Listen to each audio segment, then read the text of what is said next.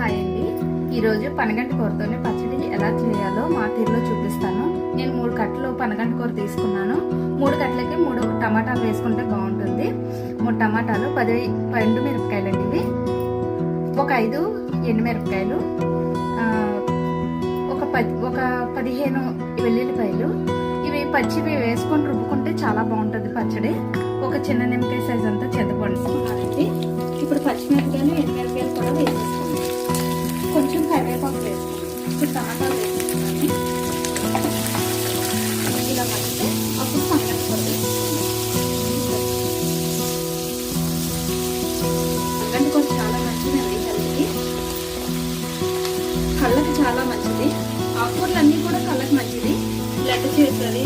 కానీ పనగంటి కూర అయితే మటుకి మెయిన్ కళ్ళకి చాలా బాగా పనిచేస్తుంది. ఉప్పు పసుపు వేసుకొని మగ్గపెట్టుకోండి. మనకు రుచికి తగినట్టుగా ఉప్పు, కొంచెం పసుపు బాగా కలిపేసుకుందాం.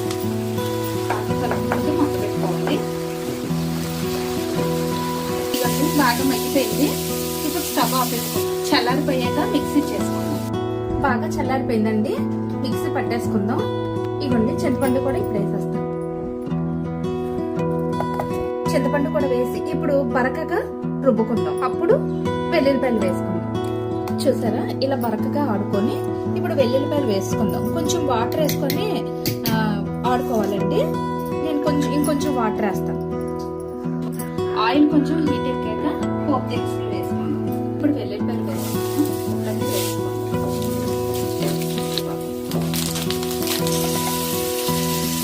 రెడీ అయిపోయింది పనగంటి కూర పచ్చడి.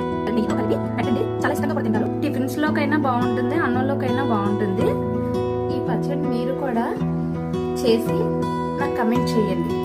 మరి ఇంకెన్ని వీడియోస్ కోసం మా ఛానల్ని సబ్స్క్రైబ్ చేయండి. Thank you for watching.